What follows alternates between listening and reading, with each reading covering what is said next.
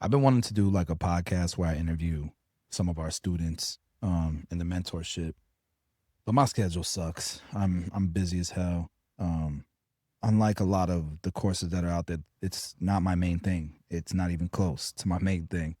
Um, I like doing it.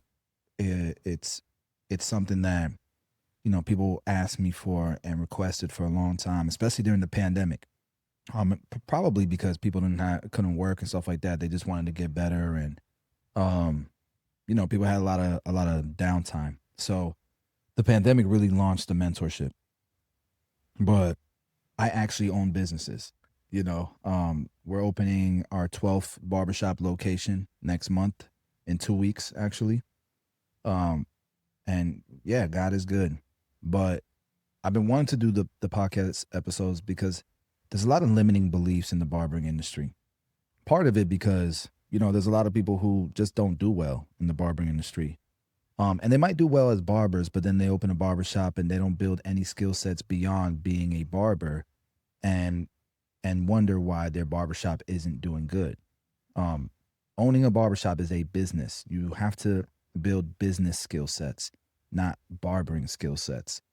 And even then, being an individual barber who makes a profession out of barbering and not just a hustle is a different skill set. You have to learn how to create your own benefits, your own retirement plan, how to get your own health insurance, how to pay taxes so that you can buy your own home.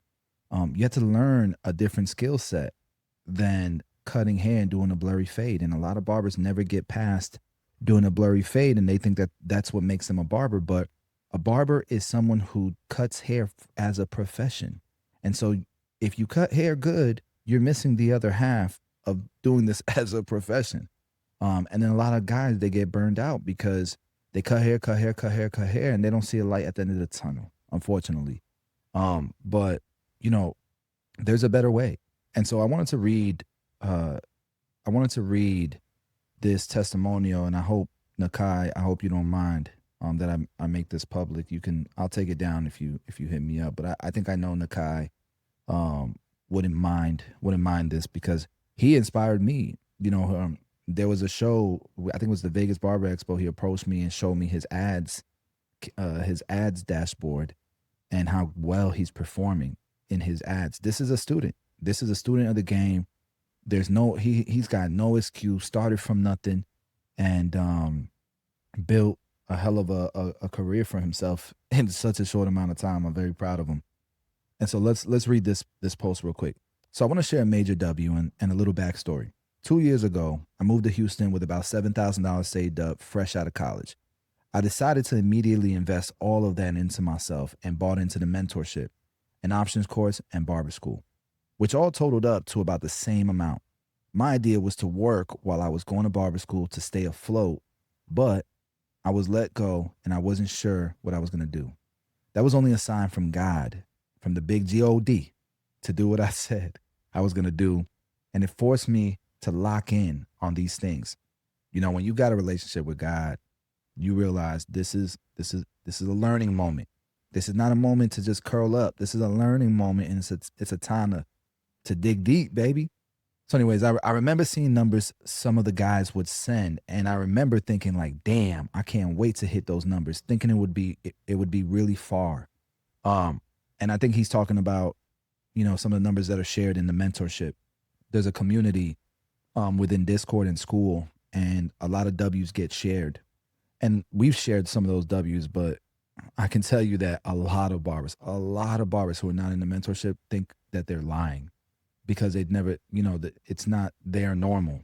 But you can choose what you believe is your normal. I talk about the 4-minute mile all the time. If you don't know that story, go look it up. But I sacrificed a lot, and every day I would do the work from the modules.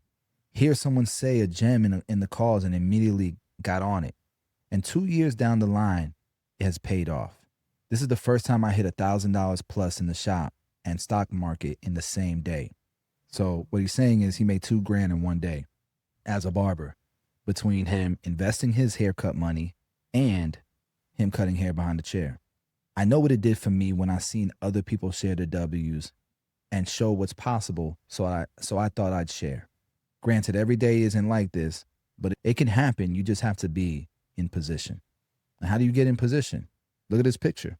You study, you invest in yourself, you grow your muscles. And then he shows his KPIs. There's $1,000 on a Thursday, $1,000 in a day on a Thursday. He did 19 haircuts. His average ticket was $53.53. Hey, them boys ain't tipping that well. $930, 87 of it was tips, or is that product sale? I think that's tips. And then you can see his stock options that he invested in. Man, congratulations, bro. I don't like buying calls, but if you're conservative and you're pulling the trigger on the obvious ones, you know, like yesterday there was a hell of a pullback. There were stocks that were down, that had no business being down. Probably good timing if you want to buy a call, but I like selling calls. I like selling puts. I like being on the other side. So anyways, I share that, man, to just show you guys, bro, like it doesn't happen overnight. It takes time, but that's what investing in yourself looks like. It's dedicating yourself to get better, in every aspect of the industry, even the shit that's boring to you, because it's necessary. If you want the goals, if you want to hit your goals, there are things you got to do that you don't want to do. That's life. But eventually, you'll get to the point where you're happy to do the things you don't want to do because it's a small price to pay for the things you're going to get rewarded. You feel me? Like, it's folding your clothes. It's folding your clothes. It's doing the laundry. Nakai is now earning different streams of income. He doesn't have to open a shop or take on more responsibility if he doesn't want to, but he's becoming a leader. And the reason why I say that is because he's become so disciplined at a young age that he's the type of person that people are going to want to follow. And the wisdom that he's learning from his experiences that are going to build up in the next 5 to 10 years. Think about that. Nakai is just getting started, and it snowballs much faster from here. And I think that, it's going to be hard for a guy like that to be burned out because there's a North Star, there's a light, right? Now, what I would tell you, Nakai, you've done great. You've put in a lot of work in the last 2 years, and you've hit some marks that are amazing.